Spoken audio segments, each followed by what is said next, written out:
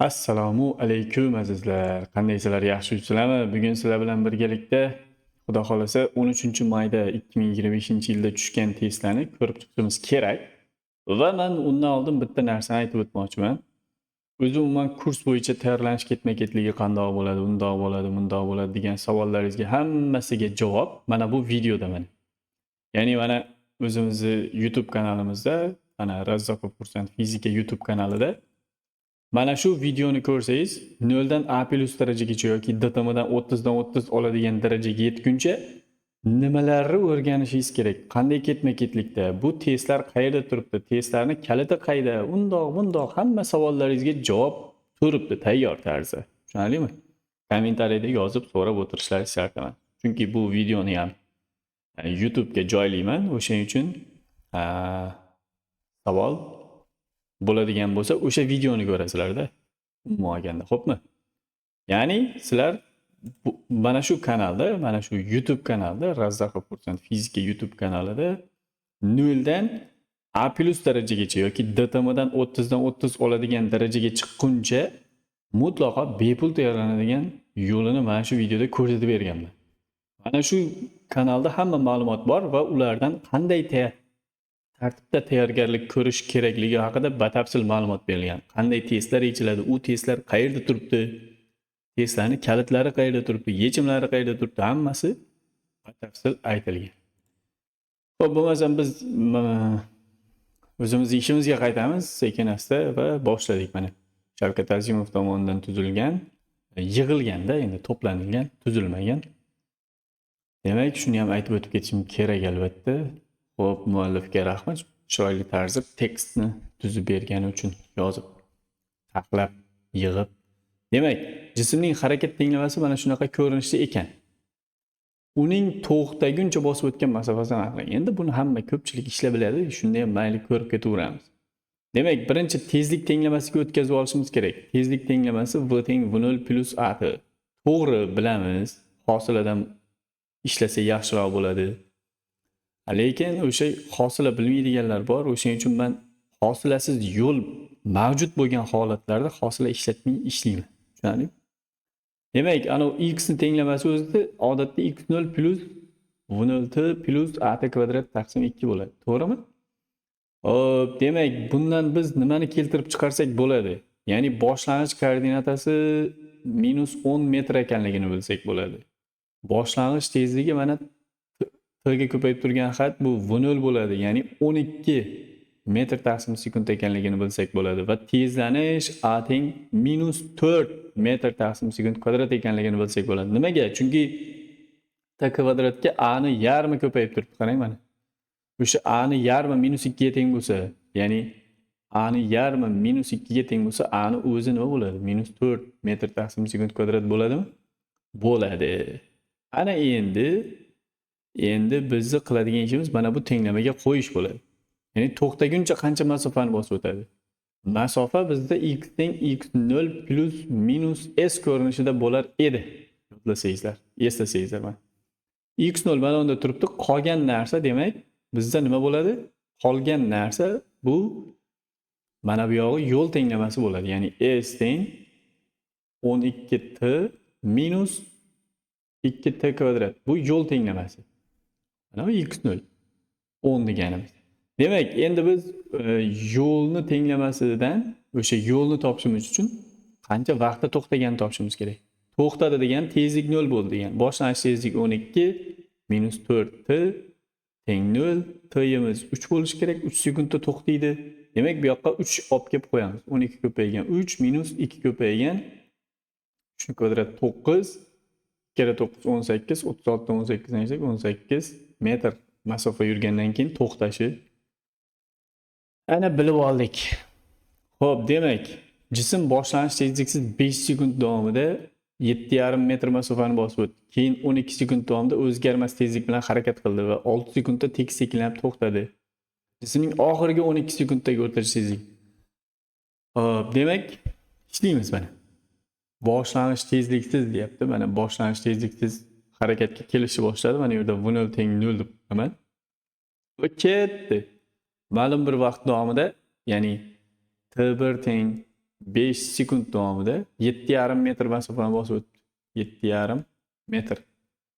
Endi undan keyin 12 sekund davomida o'zgarmas tezlik bilan harakatlandi deyapti.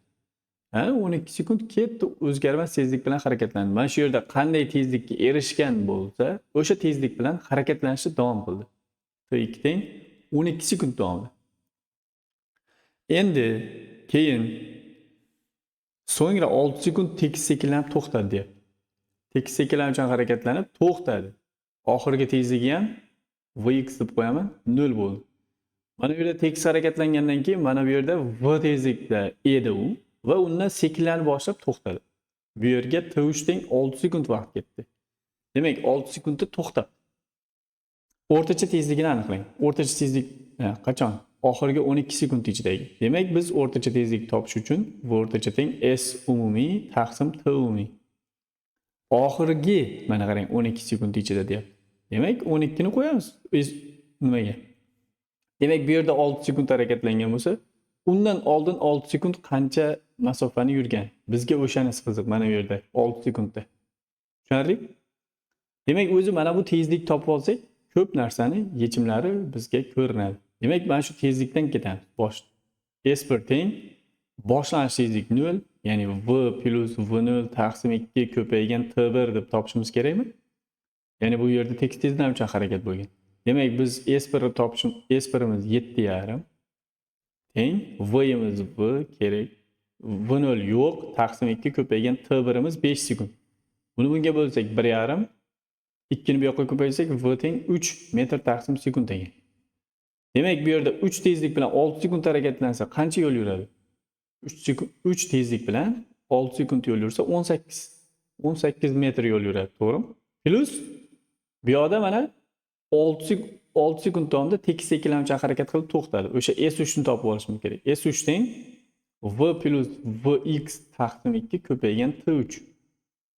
V ni bilamiz. 3 ko'paygan plus 0 taqsim 2 ko'paygan 6. 9 metr yo'l yurgan bo'lar ekan, to'g'rimi? 18 plus 9 taqsim 27. O'zi umuman olganda 27 taqsim 12 kelib chiqar ekan. 3 ga qisqartirsak 9 taqsim 4, 2,25 metr taqsim sekund bo'lar ekan o'rtacha tezligi. Tushunarlimi? Xo'p, keyingisi tebranish частотasi 200 Hz. Bo'lgan jism tebranish davrini aniqlang. Davrini topish uchun 1 taqsim nu ga qo'yamiz, bo'ldi. 1 taqsim 200 0,05 mi? Shunaqami? Xullas 0,5 ko'paygan 10 üstü minus 2 bo'ladi, ha? 0,5 ko'paygan 10 üstü minus 2. Bu degan 5 millisekund ekan. Tamam. Hop. Keyingisi to'la sirtining yuzasi 96 santimetr kvadrat bo'lgan kubning massasi 160 grammga teng. Kub tayyorlangan moddaning zichligini aniqlang. Kub tayyorlangan moddaning zichligi. Okey. Demak, to'liq sirtining yuzi degani kubni bilasizlar, 6 ta tomoni bor. Va hamma tomoni bir-biriga teng. Qirralarida. Va bir tomonining yuzasi a kvadrat, sirtining yuzi degani to'liq sirtining yuzasi. Ya'ni 6 ta tomonni ham to'liq yuzasi degani 96 santimetr kvadrat. A kvadrat teng 16 bo'ladi. A teng 4 santimetr. Ya'ni tomoni 4 santimetr ekan. Zichligini toping. Rho teng m taqsim v. M 160 gram taqsim mana buni 64 santimetr kub. Ana endi bu gram taqsim santimetr kubda chiqadi javobi. Agar ishlaydigan bo'lsak. 160 bo'lingan 64 teng 2,5 gram taqsim santimetr kub chiqyapti. Gram taqsim santimetr kubdan kilogram taqsim metr kubga o'tkazsak 2500 kilogram taqsim metr kub bo'ladi. Hop, keyingisi. Bir kuch M1 massali jismga ana shunaqa tezlanish beradi. Tezlanish. M2 massali jismga 6 tezlanish bera oladi. Shu kuch M1 minus M2 massali jismga qanday tezlanish beradi? Okey. Hop, M1 massali jismga A tezlanish beradi, A1 tezlanish beradi deylik. Mana shuni A1 deb qaraymiz, 2 ni, xo'pmi? Teng o'sha kuch. Hop, M2 massali jismga A2 tezlanish beradi. Xuddi o'sha kuch, ya'ni F kuchni o'zi. Endi M1 minus M2 ga, hoppa. M1 minus M2 ga qandaydir A tezlanish beradi. Xuddi o'sha kuch. Xo'p, endi men nima qilsam bo'ladi? Mana bu ikkalasini tenglayman. M1 bilan M2 ning munosabatini bog'lab olaman. M1 A1 teng M2 A2. To'g'rimi? F bo'lgandan keyin nima bo'ladi? Tenglasam bo'ladi. M1 ko'paygan 2 teng M2 ko'paygan 6. Demak, M1 ning massasi birinchi jism massasi ikkinchi jism massasidan necha marta katta bo'ladi? 3 marta. 3 M2 bo'lyapti.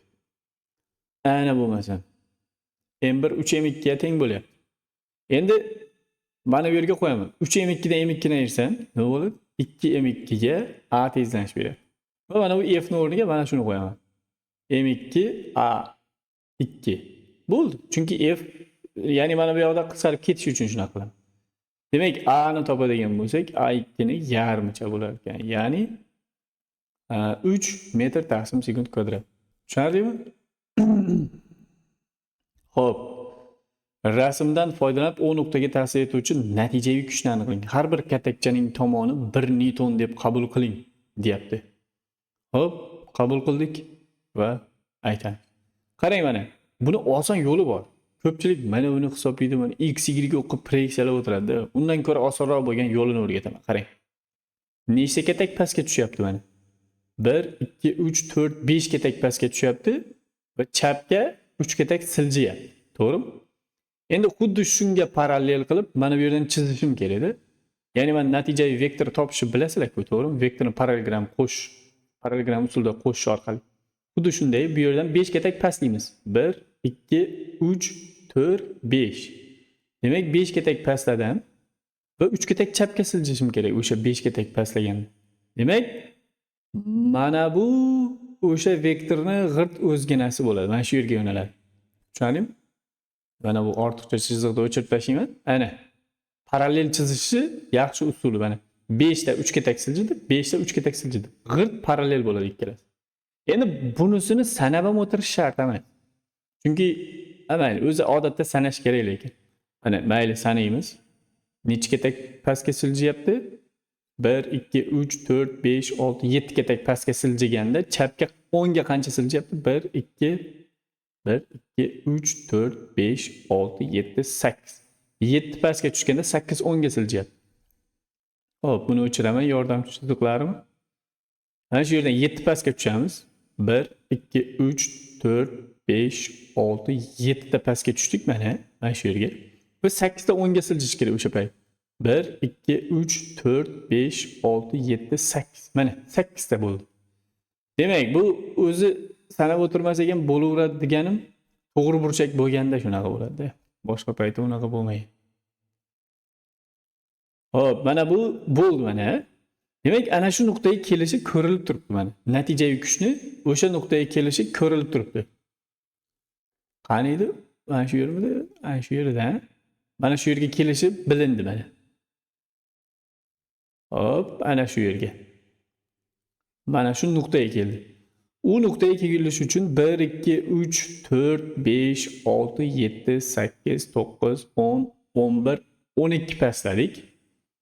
Ya'ni vertikal katet 12 ga teng. 1, 2, 3, 4, 5. Gorizontal katet 5 ga teng. Bu 12 ga teng. Shunda biz 12 bilan 5 ni Pifagor qilsak, mana buni natijangiz kelib chiqadi. Tamam. 13. Tushunarlimi? 12 bilan 5 Pifagor qilinsa, natijaviy kuch 13 ekanligi kelib chiqadi. Hop, M massali OA stержен rasmda ko'rsatilganidek muvozanatda turibdi. 2 kilogramm shunaqa bo'lsa, F kuchining O nuqtaga nisbatan momentini aniqlang. Bu yerda F kuchi yo'q, to'g'rimi? F kuchi yo'q bo'lsa nima qilaman men?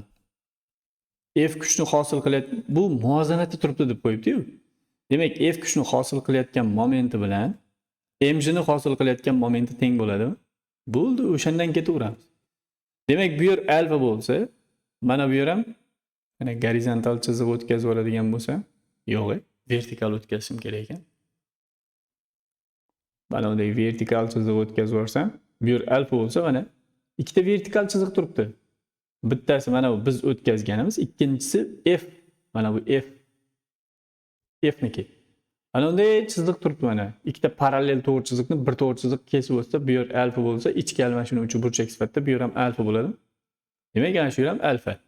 Demak, aylanish o'qidan kuch chizig'igacha eng qisqa masofa bu kuch yelkasi bo'ladi mana. Aylanish o'qidan kuch chizig'igacha eng qisqa masofa. Biz bu chiziqlarni darslarimiz davomida rosa ko'p ishlatganmiz, to'g'rimi? Bu sizga o'zi cho'ta emas bu masalalarni ishlash. Narigi hamma kursimizni ketma-ketlik davomida ko'rib kelayotgan bo'lsangiz, u videoni boshida aytdim-ku, o'sha ketma-ketlikda ko'rib kelayotgan bo'lsangiz, demak, bu sizga umuman muammo tug'dirmaydi. Demak, mana bu bizda kuch yelkasi bo'ladi. Mana bu tomon L taqsim 2, to'g'rimi? Chunki massa markaz L taqsim 2 uzoqlikda yotadi. Endi bu yer alfa bo'lsa, endi xuddi Nima bo'ldi? Alfa deb qayerda belgilagandik? Ana shu yermi? O'sha L ni mana bu yerga ko'chirsak ham bo'ladi, to'g'rimi? Ya'ni mana bu yelka, mana bu yerda ham o'sha yelka bo'ladi. Endi mana bu gipotenuzamiz L taqsim 2 bo'lib turibdi. Mana bu bizda kuch yelkasi X. Ya'ni mj ko'paygan X bizda moment hosil bo'lyapti. O'sha X ni L taqsim 2 ga nisbatan mana bu burchak bilan sinus bo'ladi. Demak, mj ko'paygan L taqsim 2 sinus alfa. Tamom, vassalom bo'ladi bu yerda. Xo'p, mjimiz 20 ko'paygan L ni yarmi OA 1,5 bo'lsa 0,75 bo'ladi, yarmi. 0,75 ko'paygan sinus alfa 0,8. Necha chiqadi bu?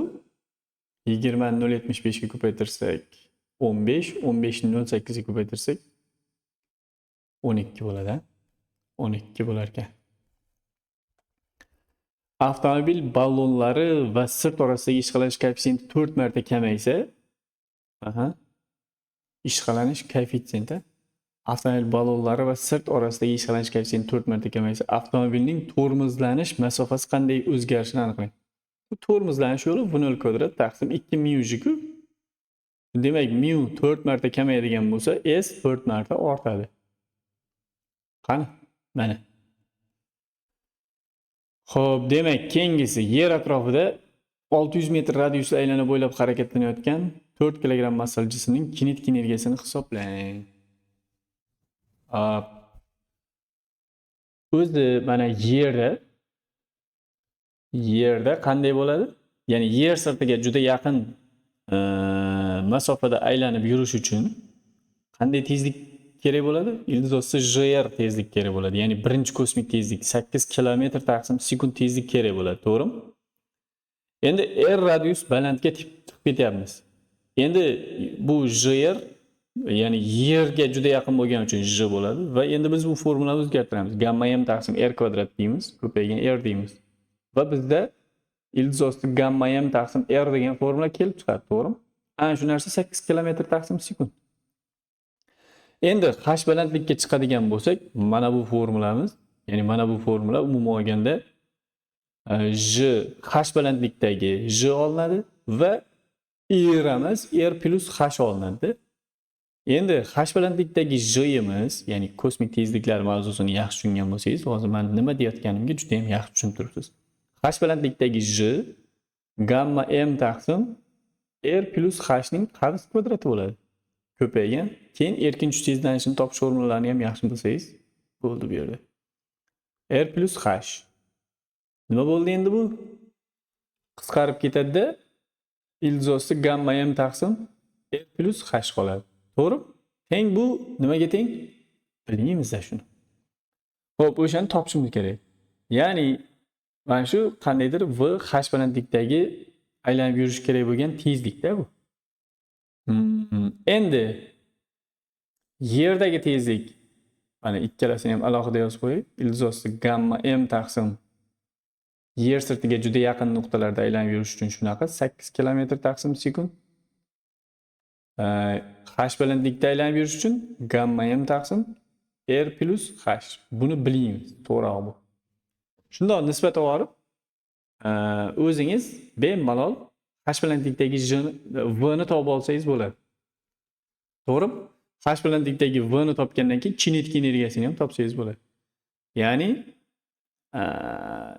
m v H balandlikdagining kvadrati taqsim 2. Tamom, vassalom. Mana oxiriga o'zingiz yetkazib qo'yasiz.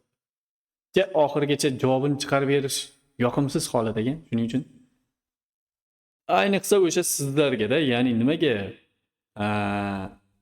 bu video darsliklarni ketma-ketlikda ko'rib kelayotganlar, ya'ni boyagi boshidan instruksiya bo'yicha ishlab kelayotganlar uchun ancha zerikarli bo'lib qoladi. Hozirgi oxirigacha javob chiqarib kelayotganimiz endi umrida birinchi marta bizni video darslarimizni ko'rayotganlar uchun lekin tushunarsiz ham bo'lishi mumkin. Birinchi marta ko'rmanglar, shuning uchun instruksiya bo'yicha ko'rib kelinglar. Boya video boshida aytgan instruksiya bo'yicha, ya'ni ketma-ketlikda. Demak, pastki qismida teshigi bo'lgan har sekundda shunaqa litr suv oqmoqda. Suv sathi 5 sm ga yetganda ko'tarilmay qoldi. Teshikning yuzasini toping. Qarang, mana idish bor. Idishga har sekundda qandaydir miqdorda suv quyilib turibdi. Mana teshigi bor, teshikdan oqib yotdi bu yoq. Va idishdagi suvning sathi ma'lum bir balandlikka yetganda, h teng 5 sm bo'lib qolganda bo'ldi. Bu yog'iga suv ko'tarilmay qoldi.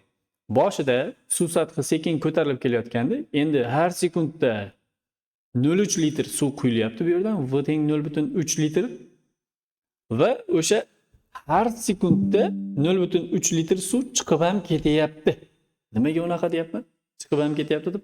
Chunki bu yoqdan quyilayotgan suv bilan bu yoqdan chiqib ketayotgan suvning hajmi teng bo'lsa, bo'ldi, suvning balandligi mana bu yerda o'zgarmay qoladi. To'g'rimi? Demak, bu yoqdan har sekundda 0.3 litr suv chiqib ham ketyapti. Endi ana shu suvning hajmini topish uchun v teng s asos ko'paygan, ya'ni mana bu teshikning yuzasi ko'paygan suvning uzunligini qo'yishim kerak, to'g'ri? Endi mana shuni. Mana shu yerdan chiqqanda v tezlik bilan chiqyapti-ku. V ko'paygan t desam bo'ladimi? Ya'ni v t desam suvning uzunligi kelib chiqadi. Mana shu yerdan v tezlikda ketyapti-ku, to'g'rimi? Endi keling, mana unday qilib tushuntiraman. Nimaga v t qilganimizni? Idishni o'sha teshigi yon tomonida deb qarang. Mana shu yerda yon tomonida. Va men uzun shlang qilib qo'ydim, mana yerda shlanga. Truba, quvur, qaysinga tushunsangiz. Ingichka, mayli, ingichka bo'lsin. Ana shu yerdan v tezlikda oqib chiqyapti. Ana shunda tezlik o'zgarmaydi, mana bir xil tezlikda chiqaveradim. Hozir mana bu yerda tushsa tezlik oshib boradi-yu deysiz. Lekin mana bu yerdan chiqayotgan tezliklar bir xil, o'shani inobatga olish kerak. Hammasi suv mana shu yerdan chiqayotganda v tezlikda bo'ladi-yu. Endi mana unday qarasak, mana shlangani ichiga ketyapti. Juda uzun shlanga. Deylik. Endi qarang, o'sha v to'ldirib oqyapti. V tezlik bilan t vaqtda yursa, masalan, oqsa, shu v t uzunlikka ega bo'ladimi suvning uzunligi? Ya'ni suvning uzunligini ham o'lchasa bo'lar ekan shlangani ichiga qamab deganida bu. Ya'ni mana v t o'sha s yuzidan chiqayotgan suvning uzunligi bo'lib qoladi. Tushunarli? Endi mana bu v nima bo'ladi? S asos ko'paygan ilzos 2jh bo'ladi. Ko'paygan t. Ya'ni teshikdan chiqayotgan suvning tezligi ilzos 2jh formula bilan topiladi. Bo'ldi. Mana sizga formula va nimani kerak bo'lsa topaverasiz. Teshikning yuzasi kerak ekan, S asos, demak, S asosini topaverasiz. Xo'p, neft saqlanayotgan katta idishni girdob hosil bo'ldi. Girdob markazdan chekka. Girdob nimaligini bilasizlar, ha? Neft saqlanayotgan idish natijasi girdob. Xullas, oqibatda hosil bo'lgan neft oqimi chekka nuqtadagi tezligini toping. Qarang, mana aylanishi natijasi deyapti. Mana idishni ana shunaqasi. Sal tekisroq qilib chizaylik. Mana idish. Tekisla buni. Idish. Endi shu turjiga mana bu o'q atrofida aylantiryapti, misol uchun. Mana shu o'q atrofida aylantiryapti. Turgan joyda vız aylanib turibdi. Aylansa o'rtasida teshikcha hosil bo'ladi. Mana unday qilib, ya'ni suvlar, ya'ni bu yerda neft ekan. Neft nima qiladi? yon tomonga og'ib ketib, mana shunaqa girdab hosil bo'ladi, to'g'rimi? Yon tomonga yoyilib ketib. Shundaqmi? Endi endi bu balandlik nimani hisobiga hosil bo'ladi? Mana bu balandlikni hosil bo'lishiga sabab nima? Aylantirayotganimiz uchun, to'g'rimi? Aylantirayotganda qanday bosim hosil bo'ladi? Ya'ni dinamik bosim hosil bo'ladi. Rho v kvadrat taqsim 2. O'sha rho v kvadrat taqsim 2 bu suyuqlikni h balandlikka farq qilishga undab qoladi. Ya'ni mana bu asosiy shaxsdan, ya'ni gidrostatik bosim hosil qilishiga sabab bo'ladi. Ya'ni o'sha dinamik bosim bilan ko'pchilik buni statik bosim deydi. Statik bosim emas, bu dinamik bosim, harakatlanganda yuzaga keladigan bosimda. O'sha harakatlanish natijasida, ya'ni aylantirilish natijasida hosil bo'lgan bosim, buni gidrostatik bosimiga teng bo'lguncha balandlik hosil qiladi. Keyin bo'ldi, boshqa balandlik hosil qilmaydi. Bu yerda rholar qisqarib ketadi-da, shunda biz v ni topadigan bo'lsak, ildiz osti 2h keladi. Tamom, assalom. Xo'p, tezlik ifodasini, jism tezligini ifodasini ko'rsating. Tezlanish nimasi? Tezligi deb qo'yibdi.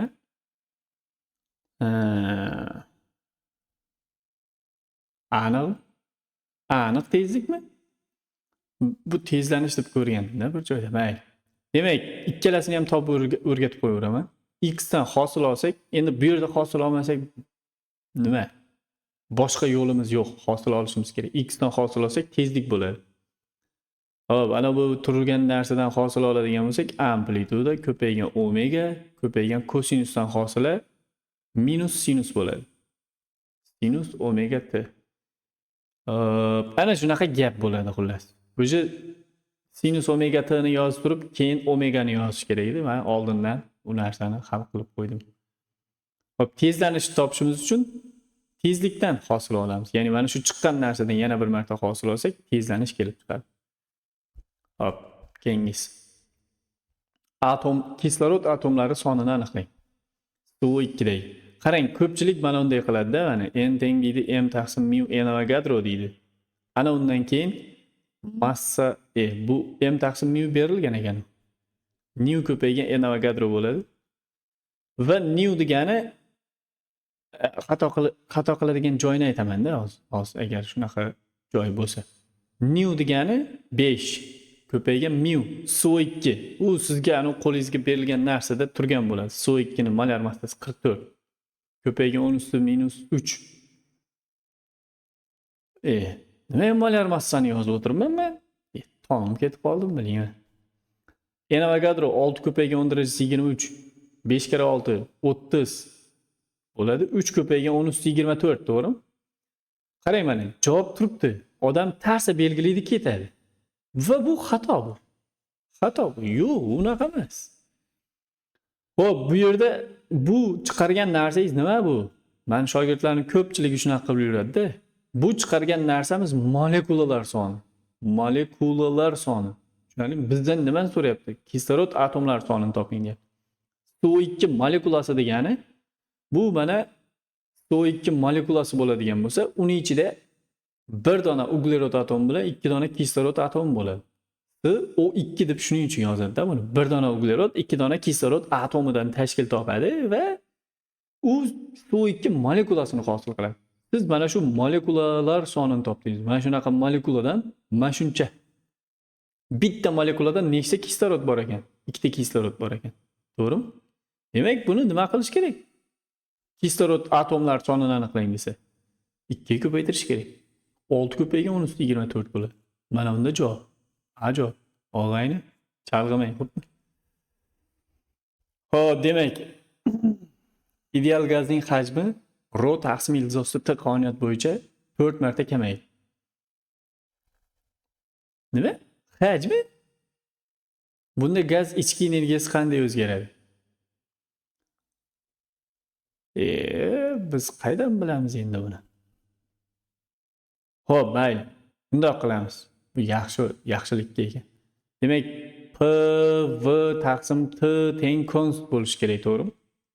Ana shu P ni o'rniga P teng ildiz osti T ga proporsional bo'lib turibdi-yu, to'g'rimi? P proporsional bo'lib turibdi ildizosi T ga. Va mana shu P1 V1 taqsim T1 teng P2 V2 taqsim T2 degan tenglamamizda, ya'ni iza nima umuman olganda Clapeyron tenglamasida bu. Clapeyron tenglamasini boshqacha shaklga o'zgartiramiz. Chunki bizda yana bitta doimiy jarayon ketyapti. Va biz o'sha P ni o'rniga ildizosi T ni proporsional bo'lib turgani uchun, ya'ni T ildizosi T bu yoqqa ko'payib o'tib ketsa, P ildizosi T ga proporsional bo'lib qoladi. Va endi yozishga to'g'ri keladi. Ildizosi T1 taqsim ildizosi T. Qanaqa ildizosi? Ildiz yo'q bunda. T1 V1 teng ildizosi T2 o'sha P2 ni o'rniga yozyapman. V2 taqsim T2 yozishga majburman. Va bizda mana bu narsa kelib chiqadi. V1 taqsim ildizosi T1 qisqartirib olsak, V2 taqsim ildizosi T2. Demak, hajm 4 marta kamayadigan bo'lsa, temperatura 16 marta kamayishiga to'g'ri keladi. To'g'rimi? Ana shu tenglik bo'yicha. Endi matematika yo'q, oddiygina, to'g'rimi? Demak, temperatura kamayishi kerak ekan 16 marta. Ana shunda hajm 4 marta kamaysa, temperatura 16 marta kamayishi mana shu yerdan olib olasizda. Demak, temperatura 16 marta kamaydi degani ichki energiya ham 16 marta kamayadi. Chunki ichki energiya I taqsim 2 nu R delta T ni o'zi. Ichki energiyani o'zi, to'g'rimi? Temperaturaga to'g'ridan to'g'ri bog'liq narsa. Ya'ni proporsional bo'lgan narsa. Tamam. Konets deydimi? Hop, keyingisi. 20 gram geliy gazi temperaturasi o'zgarmas bosim sharoitida 20 gradus Selsiga orttirildi. Gazning bajargan ishini toping. O'zgarmas bosim. Bosim o'zgarmay tursa, nu R delta T ga teng bo'ladi. Ya'ni M taqsim mu R delta T. Ana delta T bor o'zi. Siz mana uni kelvinga o'tkazib o'tirmang. Chunki delta kichkina T bilan delta katta T teng bo'ladi bir-biriga. Ga orttirildi deyapti. Tamom, assalom. Massasi bor. Geliyning molar massasini bilasiz. Ana qo'lingizga beriladigan qog'ozda turadi. Bu ham 4 ko'paygan -3 kilogram taqsim mol. Massa 20 gram, M teng 20 ko'paygan -3 kilogram. Xullas, hisoblaysiz. Oddiy narsa-yu. O'zingiz ham taralat tashlaysizmi? Hop, 0 gradusli katta muz ustiga mis bo'lagi qo'yildi. Mis muzga to'liq botishi uchun u qanday boshlanish haroratda bo'lishi kerak? Hop, qarang. Muz mis muzga to'liq botishi uchun o'zini hajmiga teng bo'lgan muzni eritishi kerakmi? Shunaqa? O'zini hajmiga teng bo'lgan muzni eritish kerak. Mana misol uchun mana turibdi muzni ustida mis bo'lagi bor mana. Misni bo'lagi bor.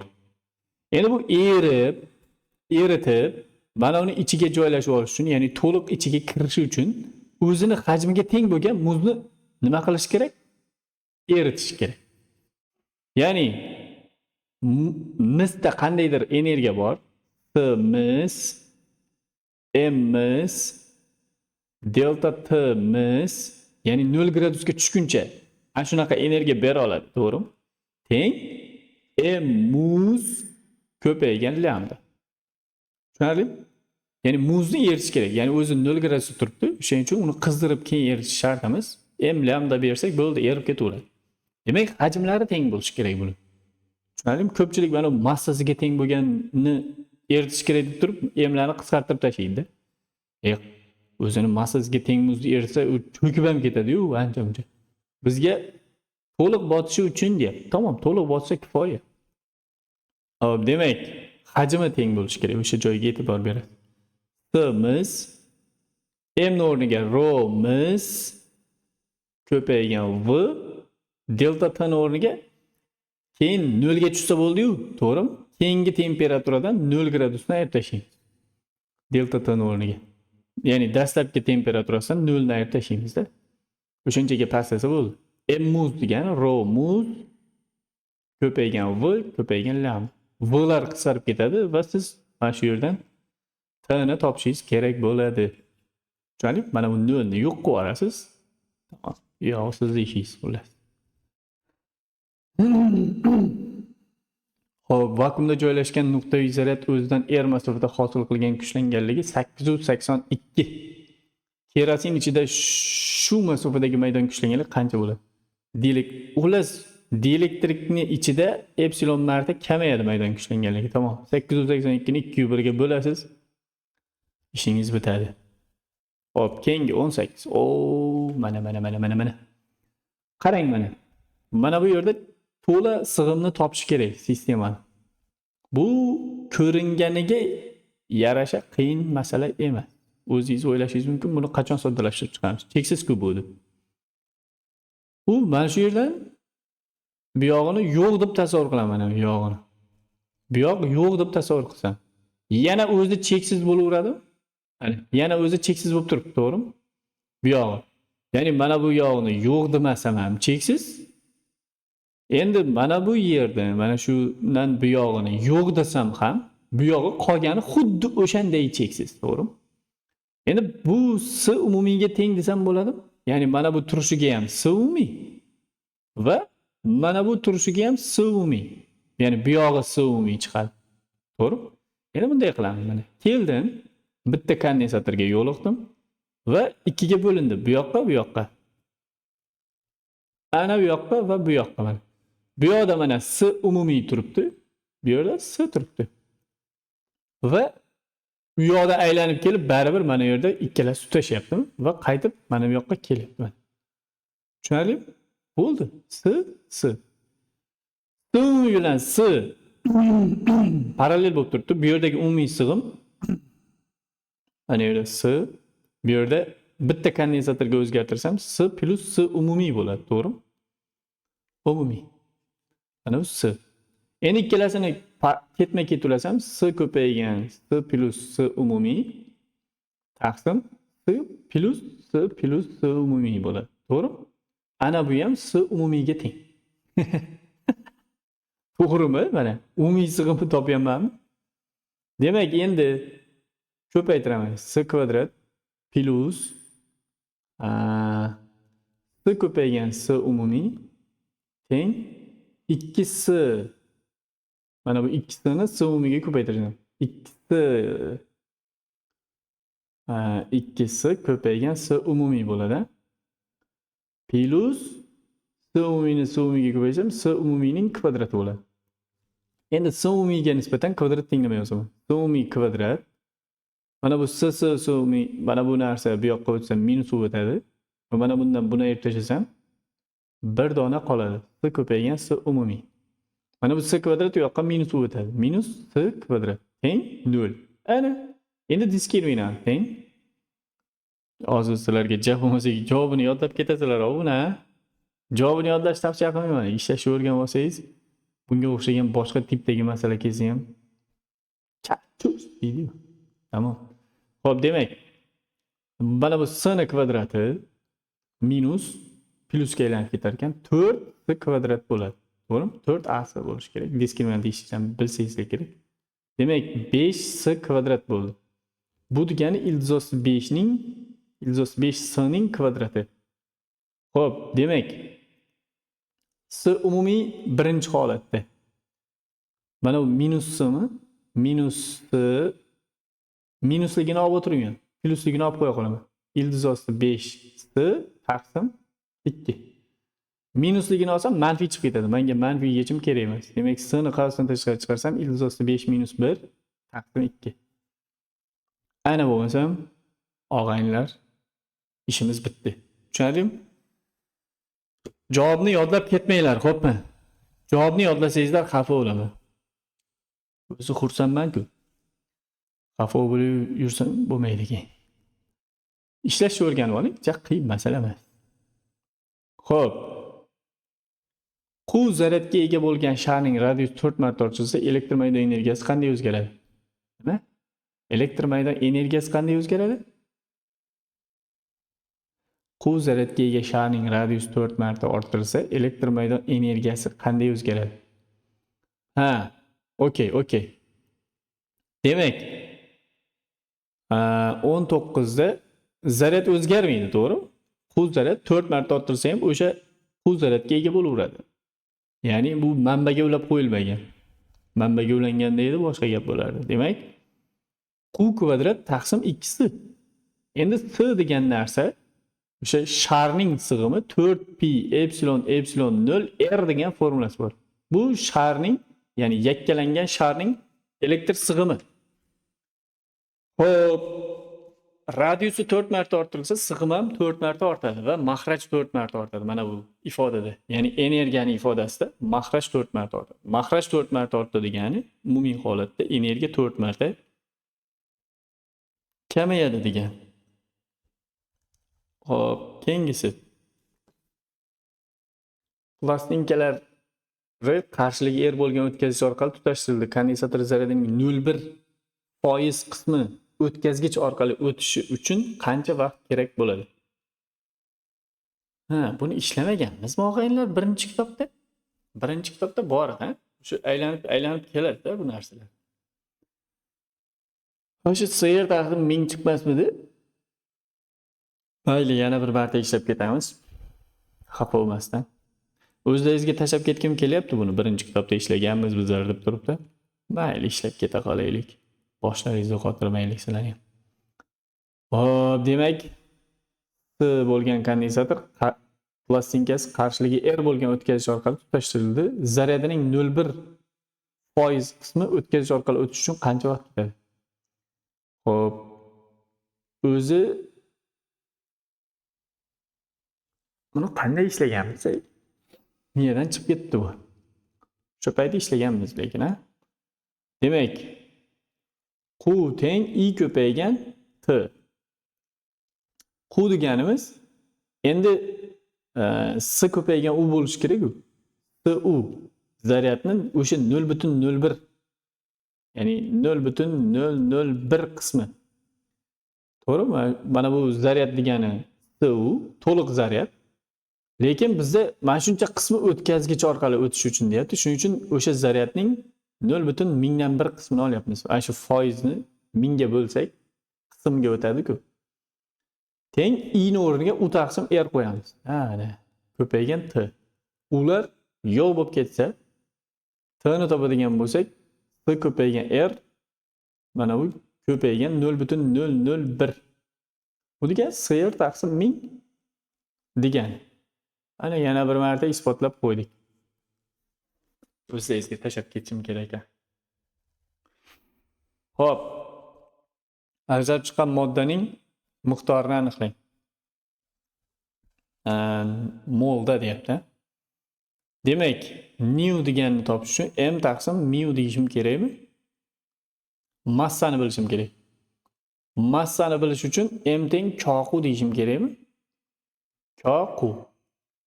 K'ni bilishim uchun K degani 1 taqsim F, ya'ni Faraday doimiysi ko'paygan mu taqsim Z bo'lishi kerak. Mana shu yerga olib kelib qo'yaman. 1 taqsim F, mu taqsim Z ko'paygan Q. Endi bunga qarang mana. Bu qiziqarli narsa bo'ladi. 1 taqsim 96500, mana bu Faraday doimiysi ko'paygan mu. Alyuminiyning molar massasini yoddan bilgan, o'zingiz mu ni qo'yasizlar. Ana o'z Z ni ham aytib ketaman. Z mana shu narsa bo'ladi mana. 3. Tushunarlimi? Ya'ni bu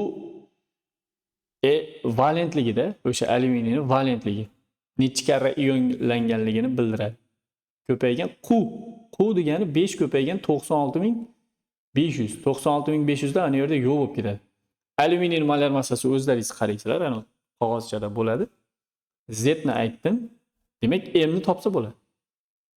Bu yerda alyuminiyning molar massasi qisqarib ketar ekan. Demak, mana bu narsani mu ga bo'lishim kerak ekan-ku o'zi. Mu degani m taqsim mu ekan, to'g'rimi? Mu la qisqarib ketsa, mana bu 5 pastda 3. 5 taqsim 3 qolar ekan o'zi. Tamom.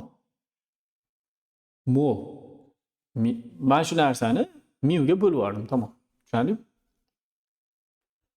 Xo'p, vakuumli diodda katod va anod orasidagi kuchlanish shunga teng bo'lsa, kinetik energiyasi nolga teng bo'ladi. Q ko'paygan u ish bajaradi, to'g'rimi? Endi bu yerda elektronlarning deyapti. Elektron desa E ko'paygan u deyman. Biz elektron voltni topishimiz kerak o'zi. To'g'ri-ku. Y ko'paygan 48 volt desam, mana elektron volt bo'ladi. 48 elektron volt. Tamom, assalom. Easy peasy. Tushunarlimi? Induksiyasi 2,5 Tesla bo'lgan bir jinsli magnit maydonga ana shunaqa ramka joylashtirildi. Agar ramka aylantiruvchi maksimal kuch momenti EBS. O'zingiz ishlang.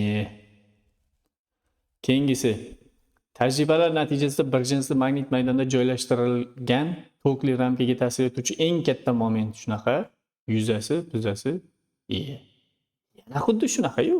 Mana 23 bilan bir xil. O'sha M teng EBS dan B ni topish kerak endi. Qoyil. Xo'p, g'altakdagi induksiya E yukini toping. Xo'p, endi bu holatda induksion tokni topish uchun minus phi dan olingan hosila bo'ladi.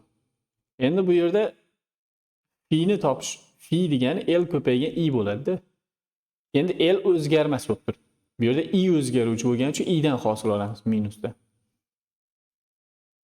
O'z induksiya E yukini toping deyapti. Minus L ko'paygan endi I dan hosil olsak 1,6 ni o'zi bo'ladi. Mana shu narsadan hosil olishni bilasizlar. T bo'yicha 2,4 dan hosil 0, ozod sonni hosilasi 0, 1,6 T dan hosil olsak T bo'yicha nima bo'ladi? O'sha narsa bo'ladi. Ya'ni 1,6 ni o'zi bo'ladi. Demak, 1,6 ni 5 ga ko'paysak -8 millivolt bo'ladi. Bu yerda menimcha modulini so'rash kerak. Induksiya E yukini modulini toping desa yaxshiroq bo'lardi. Tamom, assalom. 8 bosib ketaveramiz endi, nima qilamiz? Lekin odatda o'sha manfiyli javoblar ham keladi, modulini hisobga olmagan holatda. Shuning uchun ehtiyot bo'lasan shu minusga. O'zgaruvchan zanjirda ketma-ket ulangan quvvat koeffitsiyentini aniqlang. Quvvat koeffitsiyenti kosinus phi bilan belgilanadi va R ni Z ga nisbati bo'ladi. Bu aktiv, induktiv va sig'im qarshilik. Mana bu aktiv qarshilik ekan, ya'ni R. Induktiv qarshilik ekan, mana bu RL ekan. Mana bu sig'im qarshilik ekan. RS. Demak, Z ni topish uchun ildiz osti E. Ildiz osti R kvadrat plus RL minus RS ning qavs kvadrati degan formulaga qo'yamiz, to'g'ri? R ni kvadrati 8 bo'lsa 64. RL dan RS ni ayirsak 11 dan 5 ni ayirsak 6, 6 ni kvadrati 36. Demak, bu 10 chiqar ekan-a? R imiz 8 taqsim 10. 0,8. Tushunarlimi? Xo'p, A nuqtada rasmda ko'rsatilgandek vertikal 8 tezlik bilan MN yassiz ko'zgu gorizontal 3 tezlik bilan chapga harakatlanmoqda. Ko'zgudagi tasvirning yerga nisbatan tezlik. Qarang mana. Buyum A nuqtada qanday masofada turgan bo'lsa, xuddi shunday masofada tasvir turadi. Shundaymi? Ana shu yerda A ning tasviri A' deb qo'yamiz. Endi qarang. Bu tasvir ham buyum qayoqqa ketayotgan bo'lsa, o'sha yoqqa ketayotgan bo'ladi birinchidan.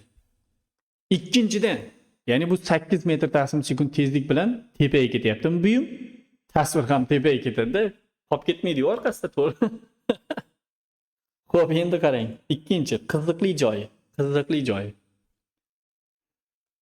Ben oldin ham juda ko'p aytganman, oldingi testlarimizda ham ko'p ishlaganmiz. O'sha yana bir marta javriyman.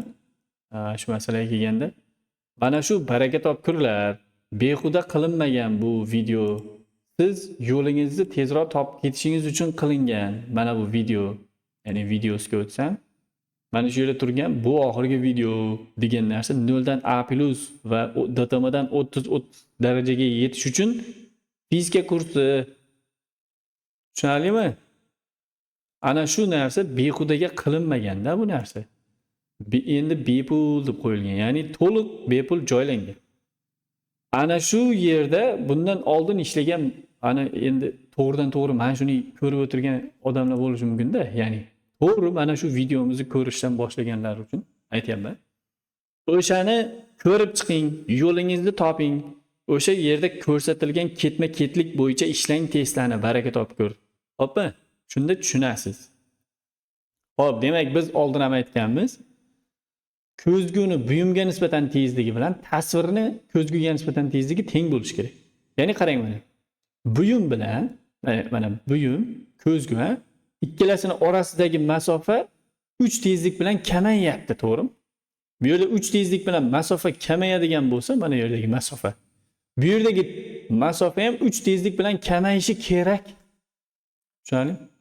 Bu 3 bilan qochib ketayotgan bo'lsa, endi bu tasvir bu yoqqa qarab 6 tezlikda yurish kerakmi? 6 metr taqsim sekund tezlik bilan yursa, mana bu yerdagi masofa mana shu masofa. Ya'ni ko'zgu bilan tasvir orasidagi masofa ham 3 tezlik bilan kamayadi, to'g'rimi? Chunki bu yoqda mana 3 tezlik bilan kamayyapti masofa mana. Chunki ko'zgu bu yoqqa qarab 3 bilan bostirib boryapti. Demak, bu yerdagi tezlik, bu yerdagi masofa ham 3 tezlik bilan kamayishi uchun bu 6 tezlik bilan qo'yish kerak. 6 dan 3 dan ayirtashsam, 3 tezlik bilan bu yerdagi masofa qisqaradi. Demak, tasvirda 2 tezlik bor ekan. 6 degan, 8 degan. Va jami 6 bilan 8 Pifagor qiladigan bo'lsak, 10 bo'ladi uni tezligi. Xo'p, keyingisiga o'tamiz. Fokus masofasi 20 sm bo'lgan linzada ya'ni yerda bitta misol qolib ketdimi? Qolmadi. Orada ko'p katta joy ochiq ekanda. To'g'ri va mavhum tasvir hosil qilindi. Linza va tasvir orasidagi masofa. Qarang. Hop. Linza nima bo'ladi linza? To'g'ri va mavhum tasvir bu. 20 buyumning to'g'ri va mavhum ta'siri hosil qilindi. Bu fokus masofani musbat bergan birinchidan, to'g'rimi? Ya'ni bu qavariq linza. Qavariq linzada to'g'ri va mavhum ta'sir faqat lupa holatida bo'lar edi, yodlaringizda bo'lsa. Ana fokus masofa bo'lsa, fokus masofadan ichkarida biz buyumni qo'yadigan bo'lsak va buyum tasvirini chizsangiz, mana bu yerda kattalashgan to'g'ri mavhum ta'sir hosil bo'lar edi. Men oldinlari juda ko'p chizib bergan bu narsani. Xo'p, demak, to'g'ri va mavhum ta'sir hosil bo'ladigan bo'lsa, ana to'g'ri kattalashgan mavhum bo'ladi o'zi odatda. Endi keyin linza va tasvir orasidagi masofa 60 sm. Linza va tasvir orasidagi. Mana bu fokusda, ya'ni kichkina f bu. Linza bilan tasvir orasidagi masofa f. Linzani kattalashtirishni toping. Demak, 1 taqsim f teng bu mavhum ta'sir hosil bo'lganda qavariq linzada 1 taqsim d minus 1 taqsim f olar edik. Mana shundan d ni topasiz. D ni topgandan keyin k teng f taqsim d. Buni topasiz. Tushunarli? Ya'ni kattalashtirish f taqsim d bilan topiladi. F mana bunda bor sizda. 60 sm, fokus masofa 20 sm. Katta f bu. Mana bu kichkina f. Keyingisi muhitda ikkita zarra bir-biriga tomon shunaqa tezlikda harakatlanmoqda. Ularning nisbiy tezligi qanday bo'ladi? Nisbiy tezlik bularni ham juda ko'p marta takror aytganmiz. V1 minus V2 taqsim ildiz osti 1 minus V1 V2 taqsim v kvadrat bo'ladi deb turib. Qanaqa ildiz? Ildiz yo'q bu yerda. Tamom. Bohr nazariyasiga ko'ra vodorod atomi elektronning orbita radiusi ortsa, kinetik energiyasi qanday o'zgaradi? Kinetik energiya kamayadi. Chunki mana qarang. Kamayadi, tamom, assalom. Nimaga? Chunki bunday tushuntiray. Mana misol uchun yadro. Yadro musbat zaryadlangan, to'g'rimi? Atrofida elektron yuribdi mana. Elektronni o'ziga tortib olish kerakmi? Elektronni o'ziga tortib olmasligi uchun nima qilish kerak bu? Juda katta tezlikda aylanish kerakmi? Shu qilib.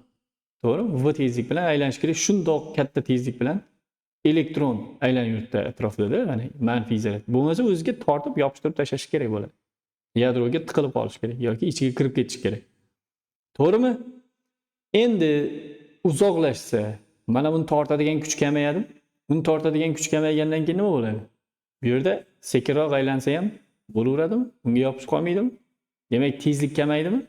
Tezlik kamaydi degani kinetik energiyasi kamayadi degani? Kamayadi degani. Tushunarlimi? Tamom. Keyingisiga o'tamiz. Elektron bilan pozitron juftligi annigilatsiyalanganda, qarang, annigilatsiya bo'lganda beta plus bilan beta minus qo'shiladi ikkalasi. Buni odatda mana bunaqa ham yozishadi. Y plus, Y minus va hosil bo'ladi ikkita gamma kvant.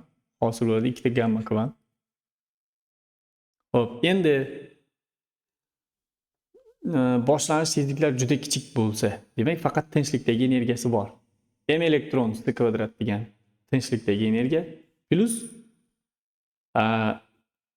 pozitronni ham massasi, elektronning massasi ham m ga teng bo'ladi. Ular faqat zaryadining ishorasi bilan farq qiladi. Elektron bilan pozitron. Boshqa hech narsasi bilan farq qilmaydi.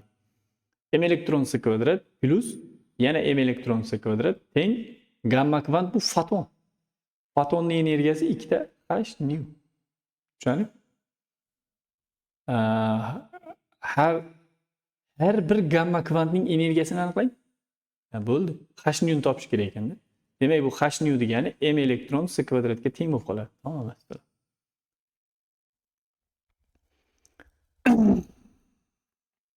Geliy yadrosining bog'lanish energiyasi shunga teng. Uning solishtirma bog'lanish energiyasi qanchaga teng bo'ladi? Endi solishtirma bog'lanish energiyasi degani geliy 2,4. Ana bu yadroda, bu yadro uchunda bu bog'lanish energiyasi. Mana yadroning deb yozib qo'yibdi ham o'zi. Ya'ni yadroda, ana yadrosini chizadigan bo'lsak, ikkita proton bilan ikkita neytron bor.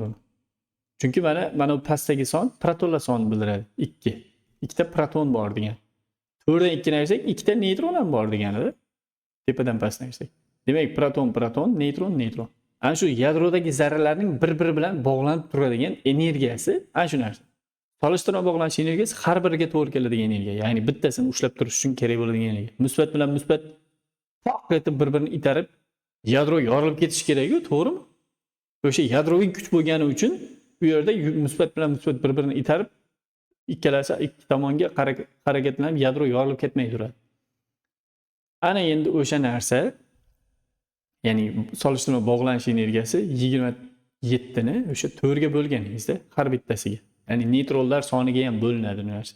Chunki proton va neytron bir-biriga aylanib turadi. Ya'ni proton neytronga aylanadi, neytron protonga aylanadi. U yog'i chuqur narsa. Miyangizni qotirmang. 27 ni 4 ga bo'lsangiz javob chiqadi, siz shuni biling. Xo'p. Endi ana shu yerda bir pas bor. Pauza qilib o'rnimdan turib, kerishib olmasam uxlab qolaman hozir. Xo'sh, davom etamiz. Men tayyorman. Sizlar tayyormisizlar? Demak, o'zaro nima deydi? Quyidagi masalada teng bo'lgan, massalari teng bo'lgan ikkita diskning o'zaro friksion bog'lanishi tasvirlangan. Mana katta disk bilan kichkina diskning massasi bir xil ekan. U yoqqa aylansa, bu ham bu yoqqa aylanadi. Demak, birinchi 6-nuqtalar qaysilarining tezlanishi eng katta? Demak, bu omega bo'lsa, bu omega shtrix tezlik bilan aylanadi. Demak, bu tezliklari teng bo'ladi o'zi. V bilan V shtrix teng bo'ladi. Shundan biz tezlanishlarini taqqoslashimiz uchun A teng omega kvadrat R degan formula bor. O'shandan ketaversak ham bo'laveradi. Chunki bizda omega va omega shtrixlarni berib qo'ygan, omega shtrix qilib. Endi V kvadrat taqsim R bo'yicha ketsak ham bo'laveradi, lekin V'lar har xil bo'ladi har nuqtada. Hamma nuqtasini burchak tezligi bir xil bo'ladi. O'shaning uchun burchak tezlikdan ketganimiz qulay. Mana misol uchun bir nuqtada tezlik boshqacha bo'ladi. Ana shu yerdagi tezlik bilan, ya'ni 3 nuqtadagi tezlik bilan 4 dagi tezlik tengda. Biz shundan foydalanib omega bilan omega shtrixni nisbatini topib olamiz. Endi V degan omega taqsim R, ya'ni omega taqsim R. Buni radiusi 3 ketak, yana 3 ketak, 9 ketak ekan. Teng omega shtrix taqsim bu yog'i 3, yog'i 2, 6 ketak ekan. Demak, buni bunga bo'lsam 1,5 bo'ladimi? Demak, omega deganim 1,5 omega shtrixga teng bo'lar ekan. Nimaga unday bo'ldi? Omega katta bo'lib qoldimi bu yerda? Omega kichik chiqish kerak edi. Men xato qildim mana yerda. Az to'g'ri o'ram. Demak, v teng omega taqsim r emas, v teng omega ko'paygan r bo'ladi-da. Omega ko'paygan r. Omega ko'paygan 9 teng omega shtrix ko'paygan 6. Bunga bo'lsak 1,5. O'z sal nima shubhali bo'ldi-da. Qarasam mana omegani formulasini noto'g'ri yozibman jinniga o'xshab. Xo'p, demak, omega shtrix bu yerda kattaroq bo'ladi. Bu tezroq aylanadi, bu sekinroq aylanadi, ya'ni burchak tezlik jihatdan. Xo'p, endi birinchi nuqtada A1 bu omega tezlik bilan aylanadi. Qarang, omega kvadrat ko'paygan r 3 ga teng, to'g'rimi? A2 omega kvadrat ko'paygan 6 ga teng. A3 uchinchi nuqta omega kvadrat ko'paygan nima bo'ladi? 9 ga teng bo'ladi. Ana bularni yo'q qilib yuborsak bo'ladi, chunki eng kattasi bu bo'lib turibdi. A4 omega shtrix kvadrat ko'paygan 6 ga teng. Omega shtrixning kvadrati 225 mi? 225 omega mana. Mana bu omega shtrixning o'rniga 1,5 omegani qo'ysak 2,5 225 omega kvadrat ko'paygan 6. 12 dan katta bo'lib ketdimi? 12 dan katta. Xullas bu yerda 4-chi eng katta bo'ladi. Nimaga? Ana 5-6 ga o'tishim shart emas, chunki ular radiuslari 4 dan ko'ra kichikroq va kamroq ham chiqadi. Chiziqli tezlik, to'g'rimi? Markazga intilma tezlash. Demak, mana bu 4-da eng katta burchak tezlikka ega ekan. Demak, 33 ga ana shu javob bo'ldi. 2, 4, 6 nuqtalar qaysi birining tezligi eng kichik deydi? 2, 4, 6 ni. 2 ni tezligi. Hop. Omega ko'paygan 6 ga teng, to'g'rimi? Hop, keyin 4 ni tezligi. Omega ko'paygan. Omega shtrix ko'paygan ekan 6 ga teng. Omega shtrixi 1,5 omega ga teng. Bu nima bo'ldi shunda? 1,5 ni 6 ga ko'pay. 1,5 ni 6 ga ko'paysak 9 omega bo'ladi, ha? Qoyil. Keyin 6-chi nuqta. 6-chi nuqtada V6 omega ko'paygan nima bo'ladi? Omega ko'paygan 2 ga teng ekan. Omega shtrix ko'paygan.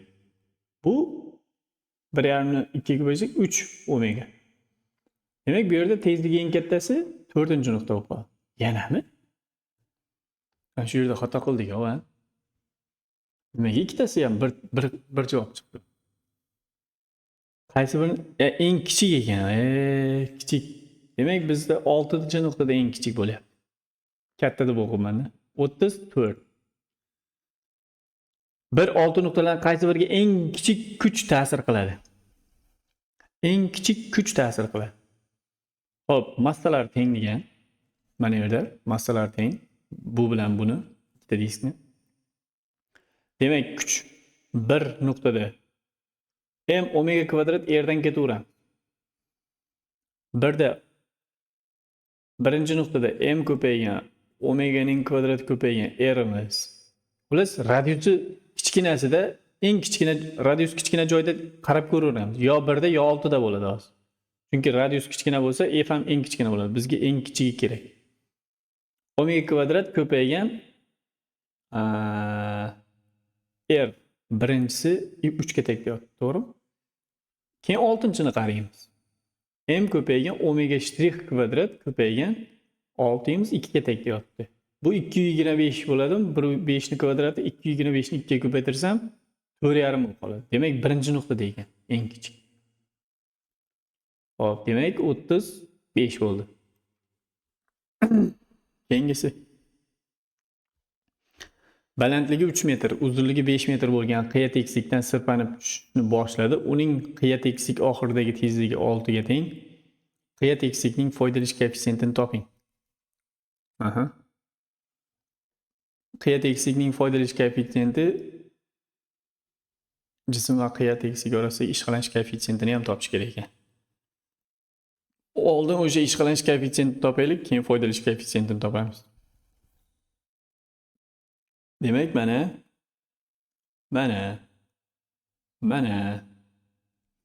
Demak, mana yerda turgan narsa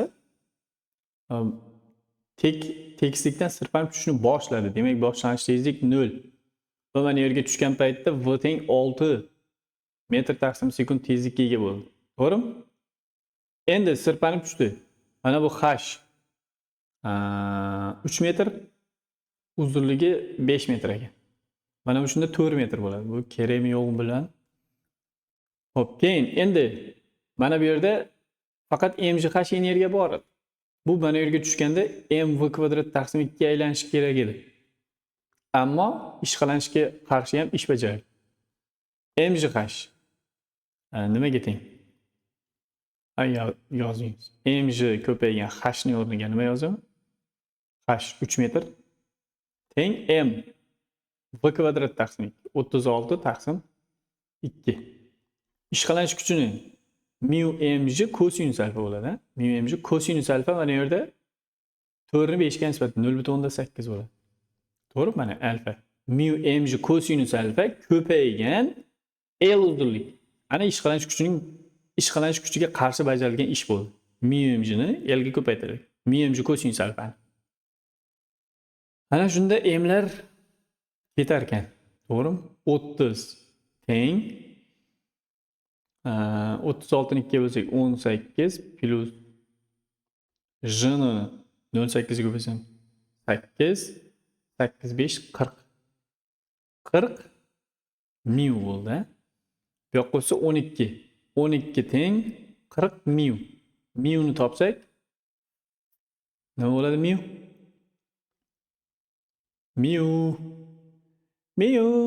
Nimasan? 0.3 mi? Tamam.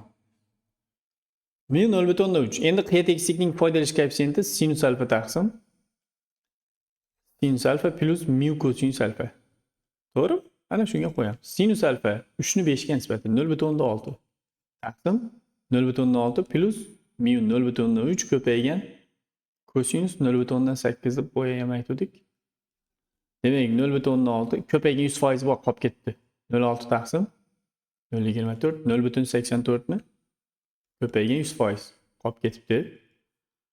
Hop, demak biz 60 ni 0.84 ga bo'lishimiz kerak. Hozir bo'lamiz. 60 bo'lingan 0.84 71.42%. Tamam assalom. 71.42%. Keyingisi foydalanish koeffitsiyenti. Bu yoqqa 71.42 yozdik. Bu yerga 0.3 yozdik. Hop, 3 kg massali sharcha 1 kg massali sharcha 3 tezlik bilan sharq qayoqda? Sharq bu yoqda, sharqqa. Shuncha esa janubga harakatlanmoqda. Ana yerdan janubga harakatlanyapti.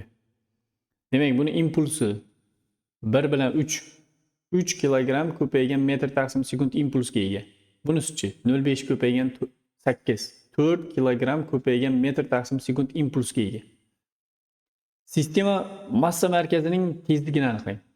Umumiy impulsni biz oldin ham gaplashganmiz. M umumiy ko'paygan v desak bo'ldi. Umumiy impuls nimaga teng? 3 bilan 4 ning umumiysi 5. Umumiy massa 1 bilan 0.5 bo'lsa 1.5 ko'paygan v. Hop, v teng 5 taqsim 3 taqsim 2 bo'lsa 10 taqsim 3 metr taqsim sekund bo'ladi. Tamam. Endi sharlar noilasi to'qnashgandan keyin sistemaning energiyasi qanchaga kamayadi? Boshida qanday energiyasi yozamiz. 3 ko'paygan, qanaqa 3? mv kvadrat taqsim 2 bo'ladi-da, to'g'ri? 1 ko'paygan 3 ni kvadrat taqsim 2 plus bu yoqda 0.5 ko'paygan 8 ni kvadrat taqsim 2 edi boshida. To'qnashgandan keyin ikkalasi ham mana shu tezlikda harakatlanadi. To'qnashgandan keyin noilasi to'qnashsa. Xo'p, noilasi to'qnashsa, demak 1.5 kg massali jism ana v tezlikda harakatlanadi, ya'ni v kvadrat taqsim 2. Ana shunday bo'ladi umumiy energiya. Bu energiyalarni ayirasiz, bo'ldi, masalangiz hal bo'ladi. Rubob torning uzunligi shunaqa. Torning massasi bunaqa, tarangning kuchi bunaqa. Tor tebranishining tarqalish tezligini toping. Ana v ni topish uchun mana bunday formulasi bor. T taqsim rho degan. Rho degani bu zishlik emas, chiziqli zishlik. Ya'ni L. M taqsim L, M taqsim V emi. Ya'ni bu chiziqli zishlik. Demak, V teng ildiz osti T taqsim M taqsim L desam, mana shunaqa bo'ladi, to'g'rimi? Mana shu formulaga qo'yasiz. Endi taranglik kuch 4 marta ortsa, tezlik qanday o'zgaradi? Taranglik kuch 4 marta ortsa, tezlik 2 marta ortadi. Tamam. 2 ortishini so'rayapti, 2 deb qo'yaverasiz. Tarqalish tezligini so'rayapti, chiqqan javobni paq etib yozasiz, tamom. Grammni kilogrammga o'tkazish yoddan chiqmaydi. Xo'p, og'zi ochiq idish ichidagi gaz ana shunaqa haroratda mana bunaqa haroratgacha qizdildi. So'ngra idish germetik berkitilib 320 kelvingacha sovutildi.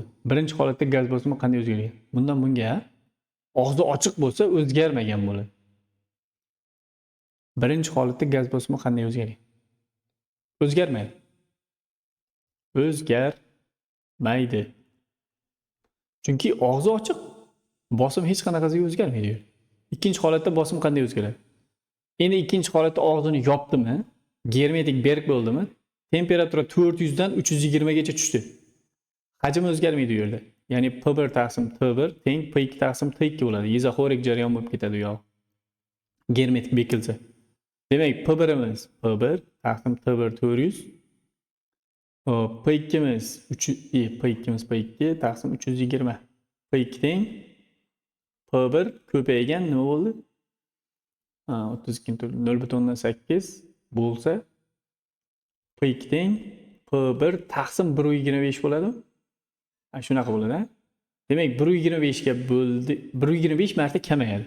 1.25 marta kamayadi. Ana shunaqa javob bo'ladi.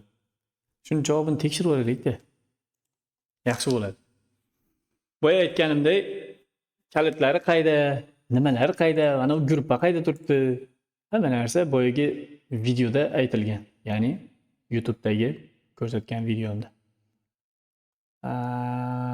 Kalitlar menga 13-maydagi kerakmi?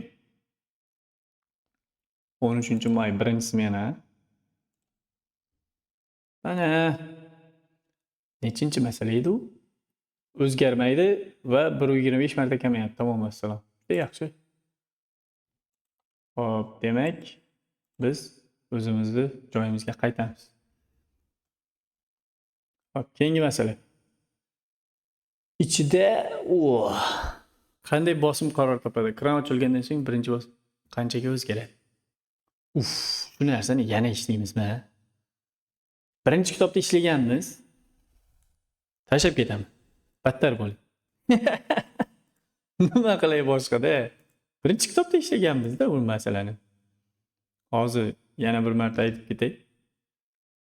Oppa. Qaranglar, baraka topkurlar. Yana bir marta aytaman. Bu 3-marta aytishim bo'ladi. 3-marta javrashim. Mana shu ketma-ketlikda ko'ringlar videolarni. Mana shu ketma-ketlikda tayyorlaninglar. Mana shu videoni ko'rasiz. 0 dan A+ yoki DTM 30 dan 30 darajagacha bo'lgan fizika kursi. Tushunarlimi? O'shani qanday ketma-ketlikda o'rganishingiz kerak. 66 ga bu yerda hammasini batafsil tushuntirib qo'yganman. Ana shu videoni ko'ring. Maylimi? Razzoqov Xursand fizika YouTube kanalida bu rosa nima bo'lyapti. Miyaga chiqyapti, o'zim ham bitta narsani takrorlayotgan. Demak, o'sha birinchi kitobda nimani aytayotganim o'sha yerda aytilgan. Shu birinchi kitobda bor bu masalani birinchi kitobda biz yechganmiz. Ketdik. Yoqmadi, to'g'risi yoqmadi yana bir marta tushuntirish. M massali va qo'zg'almas q zaryad atrofida r orbita bo'ylab m massali va minus q zaryad aylanmoqda. Bunda m katta m q gravitatsion o'zaro ta'sirini inobatga olmang. Minus q zaryadning tezligini aniqlang. Nima deydi? M massali va qo'zg'almas q zaryad atrofida mana m massali va q r radius bo'ylab mana r radius bo'ylab mana shunaqa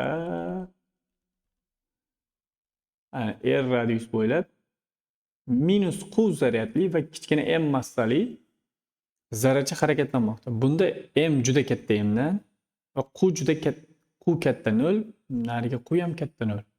Ha? Minus Q-ku, minus Q deb qo'yibdi. Plus Q-ni o'zi manfiy, musbat, lekin oldida minus bor. Bo'ldi, biz tushundik. Yo'q, o'zi shunaqa yozilishi kerak, kulgili narsa emas u. Shunchaki o'zim aytyapman-da. Gravitatsion ta'sirini inobatga olmang, minus Q zaryadning tezligini aniqlang. Endi bu yerda v tezlik bilan harakatlanadi va markazdan qochma kuch paydo bo'ladi. Va bu yoqqa markazga tortadigan kuch bu Coulomb kuchi, F Coulomb bu yoqqa tortadi, markazdan qochma bu yoqqa. Demak, Coulomb kuchi bilan markazdan qochma kuch teng bo'lgan joyda u aylanib yuradi, markazdan qochma. Coulomb kuchi K ko'paygan, Q ko'paygan, kichkina Q taqsim R kvadrat, mana uni moduli yoziladi. Coulomb kuchi yozilayotganda minus Q deb yozilmaydi Coulomb kuchida. M V kvadrat taqsim R. R kvadrat bilan R ketadi. Ana V ni topadigan bo'lsak, ildiz osti K katta Q kichkina Q taqsim M ko'paygan R bo'ladi-da, mana shunaqa bo'ladi. Topdikmi? Kinetik energiyasini hisoblang. Ana V ni topgandan keyin mv kvadrat taqsim 2 bo'ladi-da. O'shani V ni mana yerga olib kelib qo'yish kerak. M taqsim 2 V ni kvadrati. K Q taqsim M R mi? M lar qisqarsa K Q taqsim 2 R bo'ladi kinetik energiyasi. Yana bir ko'raylik kalitni. Adashmadik. Voy, chiqib ketmay qo'yaversam bo'lar ekan-a. Mayli, endi nima qilamiz? Sho'r peshona. Aha, tamom. Chiqib ketmay qo'yamiz, mana shu yerda yopib. Telegramdan chiqib ketsak bo'ladi. Xo'p, keyingisi. Quvvat koeffitsiyentini aniqlang, umumiy qarshilikni aniqlang. Buni endi o'zingiz hal qilasiz bemalol. Chunki mana shu videoni o'zida quvvat koeffitsiyentini ham topishni ko'rdik, umumiy qarshilik topishni ham allaqachon ko'rgan. Gazini bosing, og'ayni. Shu videoni o'zidan-da 2 mikrogramm massaga ega bo'lgan chang zarrasi shunaqa tezlikda harakatlanayotgan protonning impulslari teng. Nima? Chang zarrasi bilan harakatlanayotgan protonning impulslari o'zaro teng. S yorug'likning vakuumdagi tezligi, protonning impulsini aniqlang.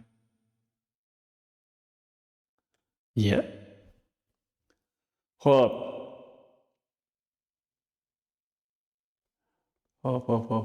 Topamiz. Demak, P teng M V bo'lishi kerak, to'g'rimi?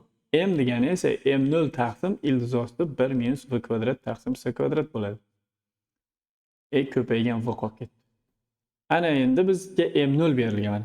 2 mikrogramm massaga ega chang zarrasi chang zarrasi bilan ana unaqa tezlikda harakatlanayotgan protonning impulslari o'zaro teng. Protonning impulsini toping. Men boshqacha tushunmayman. Demak, chang zarrachasi bilan M chang ko'paygan V teng M proton ko'paygan mana bu tezligi uni. Protonni harakatdagi tez massasini olishim kerak-da bu yerga. Protonning impulsini aniqlang. Obbo, men protonning massasini qo'yib ketsam hozir-da. Bo'lar ekanmi? Bo'lar ekanmi shu? Bo'lar ekanmi? Mayli, M proton taqsim bunday qilaylik. M proton taqsim ildiz osti 1 minus V kvadrat. Mana uni kvadrati 144 taqsim 169 bo'ladi. S kvadratlar qisqarib ketadi. Mana bu yerda yozdim formula V kvadrat taqsim S kvadrat deb turib. Xo'p, ko'paygan mana yerda o'zini tezligi ham, ya'ni 12 taqsim 13. Protonning massasini men olib kelib qo'yishim kerakmi yo shart emasmikan? Xo'p, demak, mayli, o'ylab qoldik-ku.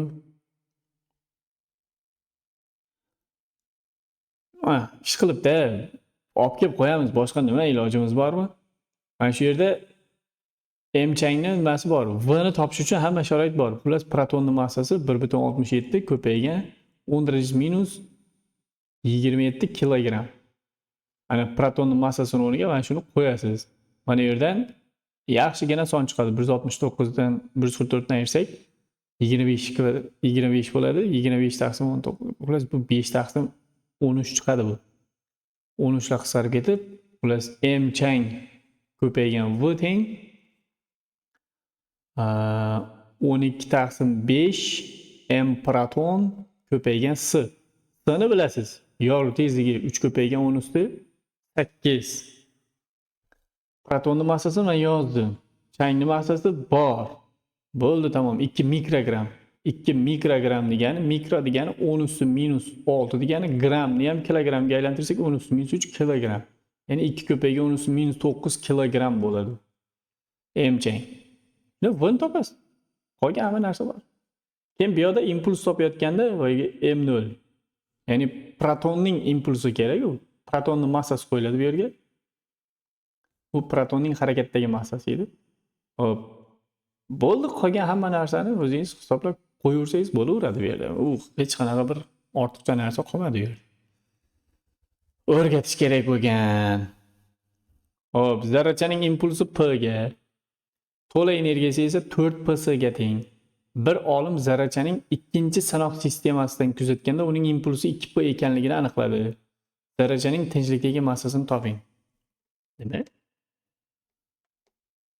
bir olim zarrachaning ikkinchi sanoq sistemasidan kuzatganda uning impulsi 2p ekanligini aniqladi. Men endi biroz kallamni o'ylantirib olay, mayli. Xo'sh, davom etamiz. Unchalik bir qiyin masala emas ekan, shunchaki men ozgina charchadim shekilli, bir o'zim gaplab o'tiraverib. Demak, to'liq energiyani topish o'z formulasi bor. Y kvadrat teng p kvadrat s kvadrat plus m0 s kvadratning qarsi kvadrati degan. Bo'ldi. Ana bu Y to'liq energiyasini 4ps deb bergan. 16 p kvadrat s kvadrat bo'ladi. Teng p kvadrat s kvadrat plus m0 s kvadratning qavis kvadrati. Shu bo'yicha hisoblansa 15 p kvadrat s kvadrat bu yoqqa o'tdi-da, mana bu yoqqa o'tdi. 15 bo'lib qoldi. Teng m0 kvadrat s-ni 4-inchisi. To'g'rimi? Hop, m0 teng s kvadrat ketsa bu yoqda s kvadrat qoladi. Bu yoqqa o'tib ketsa, keyin ildizosti 15 p taqsim s kelib qoladi. Bu muammosiz. Endi keyingisi zarrachaning 2p bo'lgandagi to'la energiya impulsi. Mana shu p ni o'rniga, mana shu yerdagi p kvadratni o'rniga 2p ni kvadratini qo'yamiz, ya'ni y kvadrat teng 4p kvadrat s kvadrat plus m0 s kvadratni qavis kvadrati. M0 bizga ma'lum, mana turibdi joyida. Xo'p, m0 4 ko'paygan p ni kvadrati p kvadrat s kvadrat plus m0 ni kvadrati 15 p kvadrat taqsim s kvadrat ko'paygan s kvadrat. Uni ham kvadrat bo'lib turibdi. Ha? Yo'q. Biz sal mana bu yerda ildizosti 15 qo'yishim o'zi mana bu kvadratdan chiqib ketdi u. Mana shuni kvadrat ekan. O'zi buni allaqachon kvadratga ko'tarib yuborman-da. Qisqarsa 19 p kvadrat s kvadrat keladi. Ildizosti 19 p s bo'lar ekanda shunda. Ildizosti 19 p s, tamom. Oxirgi masalamiz qoldi. 6 daqiqa davomida radioaktiv moddaning shuncha qismi yemirildi. Demak, qolgan bo'ladi. U nima bo'ladi? N0 ning 16 dan bir qismi qolgan bo'ladi. To'g'rimi? Yarim yemilish davrini toping. N teng N0 ko'paygan 2 darajasi minus p taqsim katta t. N deganimiz mana 1 taqsim 16 N0 ko'paygan teng N0 ko'paygan 2 darajasi minus 1 taqsim 2 darajasida kichkina t taqsim katta t. N0 lar qisqarsa 1 taqsim 16 teng 1 taqsim 2 darajasi 6 taqsim katta t. Mana bu 2'nin 4'inchisimi? 6 taqsim t 4 ga teng bo'lishi kerakmi? Shundaymi? Ya'ni mana buni o'rnida 4 tursa, 1/16, 1/16 hosil bo'ladi. Shunda kattadan topsak 1,5 minut. Bu sekundda so'rab qo'yibdi. Demak, 90 sekund bo'ladi. Shuni bitta ko'raverak. Yemirilish doimiysini ham topaylik. Shu yemirilish doimiysi birlikdan siz kallangizda qoldiring. ln 2 taqsim t bo'ladi-da. Hop, ln 2 ning o'rniga ln 2 yozsangiz bo'ladi xohlasangiz. Mana bu katta t 1,5 minut, bu 90 sekund bo'ldi. Shunaqa yozsa bo'ladi.